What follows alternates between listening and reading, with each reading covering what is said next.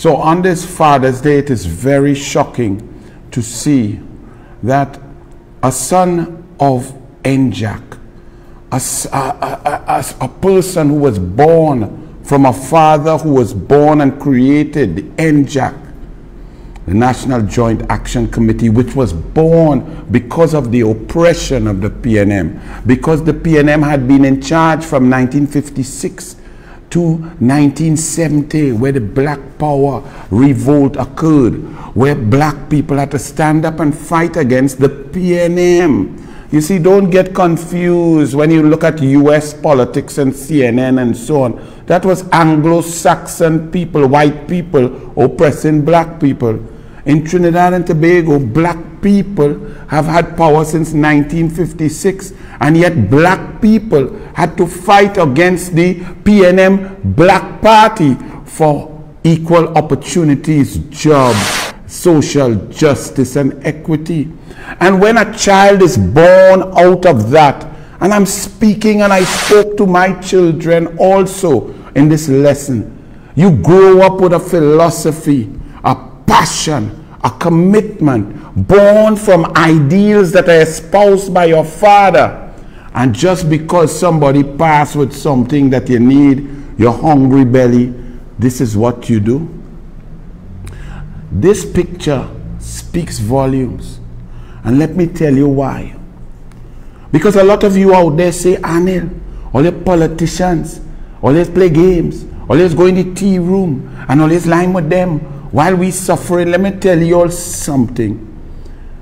I don't even see that scumbucket there. If you're my mother say that you must tell everybody good afternoon and so on, mommy, I'm sorry.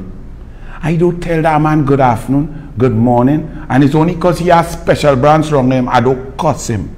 So understand that this man who came from Njak, power to black people, black history, black culture, PNM and Dr. Williams left black people as the slave trade left them, without black history, without religion, without culture, without teaching the greatness of Africa in the primary schools, without bringing communities. Dr. Williams left black people to only say, great is the PNM, great is the PNM, vote for me and I'll make millionaires of other people. So when you see that a gentleman could be in a meeting at 8 a.m., paid a salary by the leader of the opposition, talking about policies of equity, justice, fairness, people-centered policies as opposed to recusals and selfishness. And then 2 o'clock or after 2 o'clock, and I see it while I'm with my daughter watching her play tennis, come on my phone, this thing here. I am sorry. People like me despise this sort of spinelessness. Now if you're hungry and you need something and you think, all right, but to make a mockery of your entire teachings from your father, pull your father who taught you and join this man who has oppressed black people like none before, this man who speaks to black people, even those who are paying for an HDC house, 750,000 to 1.2 million, talks down to them about don't ghettoize the HDC development, don't want to see sneakers on the wires, when HDC don't even build house with wire again. This man who goes on the golf course and who crumbles like a little boy with soft features anytime there are white people around. It could be a big mampy, anything, but once it's white, that man crumbles for whatever weakness and rationale and reasoning is brought up. See, and you tell me that Njak, decades of Njak, education, intelligence, understanding the PNM and what they have done to black people in Trinidad and Tobago for decades, banning Kwame Ture from ever setting foot on his homeland. One of the greatest black leaders is Bastio Pandey to allow him, Stokely Carmichael, to come back and set foot. No education, no schools for the Baptists. You know all of this. and just so hungry belly, you go on with a red tie and sit down next to a man who the police looking for, the anti-corruption bureau, and when the man done mama guy you, and on your right side is one who take 500,000 and fail all she exam. And then you come to tell me that you left because of certain things like what David Nackett said. David Nackett said he don't like pedophile. You vexed at that? I don't understand. David Nackett said pedophiles are disgusting. They disgust him. You vexed at that? You like pedophile? I'm not understanding. And they make a papi show of you, Mr. Strong Black Man, talking to your brother about black African, pan-African, and all of that. And as something passed by you, and you just jump. I talked to my son, who, God willing, his exam results come out shortly, will be a lawyer. And my big daughter, who's a personal trainer, fully qualified. And I said, listen, if anything your father ever teach you, stand firm, no matter how much pressure you're under. If you have to go and be a gardener, pick up garbage, start over from scratch, do that, because you have the mental fortitude and capacity so to do. Don't ever sell your soul for a few pieces of silver. And you know, if you want to sell your soul for a few pieces of silver, go quietly in peace. Don't bad talk those who took care of you, who treated you with respect. Don't do that.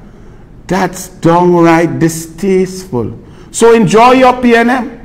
Hug up Fitzgerald, Ethelbert, Sativa, Body Bag, Lagoon, attacking, racist, Pomsite, nasty, dotage. So hug him up if you wish.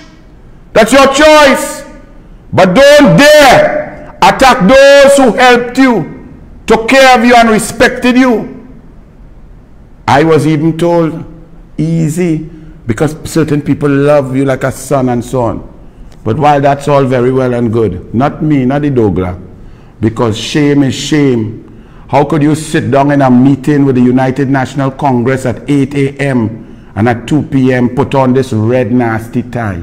It shows your low character. You're a scumbucket, because a real man, whenever that negotiation would have begun, it couldn't just happen like that, because you can't go from, I believe in education and equity, Rowley believes in recusal, and Noel Garcia, and only a few elites getting everything, all the black benchers in the back. You couldn't go from one side to the next side in 2 hours. So it had to be a period of wooing, negotiation, and whatever silver was coming. But yet you had you had the temerity, the lack of character, the lack of brought-upsy, the lack of manner to sit down in a UNC meeting at the office of the leader of the opposition where you're drawing your pay, while you know you as a PNM. That's not very classy. That's not right. That's rather improper. But maybe you can explain to your little children what daddy did and how he did it. I would love to be a fly on the wall, because I sat my children down on this Father's Day, use you and your daddy as an example, and I spoke to them in a very serious manner. And I said, if all I have taught you in your life, my daughter who's 25, my son who's 24, and my little one who's 8, who make daddy go to church this morning, it was fun, nice, good preaching and so on. But only she could get daddy to kind of do them kind of thing. No big thing, that she is the boss. I even spoke to her. I said, when you stand for something, you believe in something, fight for it. If you believe, as she does, that she wants to take care of animals and so on and so forth, well, stand there. Don't join with someone who kills animals, who slaughters animals, who treats animals with disdain. So thank you, my brother. You allowed me to teach my children what not to be. So you are saying, and you are putting Happy Father's Day, you are saying that you as a father, you would like to be a teacher and impregnate a girl of school age. You're saying Happy Father's Day, you respect, that's what you're telling me, because that man did that.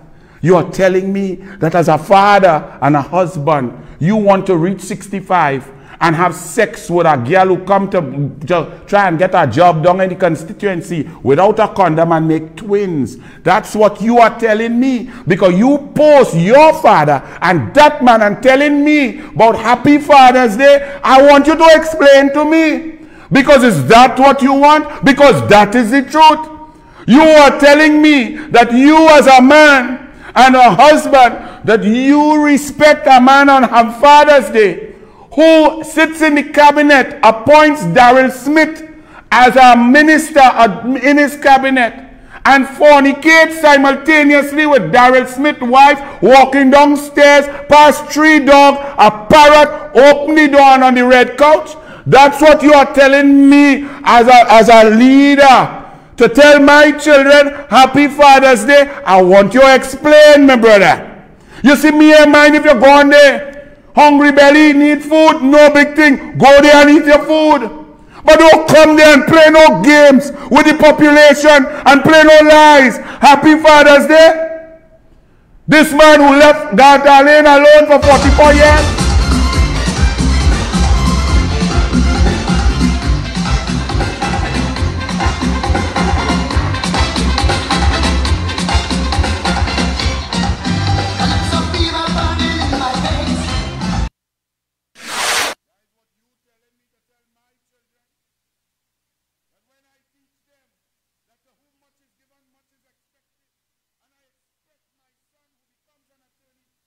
In the vineyard and work hard and do all the grunt work, and when he becomes big and bright and win case, pro bono must be a high percentage.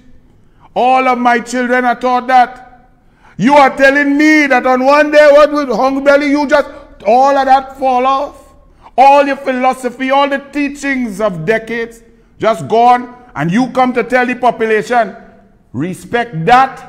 Respect that disgusting scumbucket who treats people with no respect, the worst prime minister in history, the biggest liar.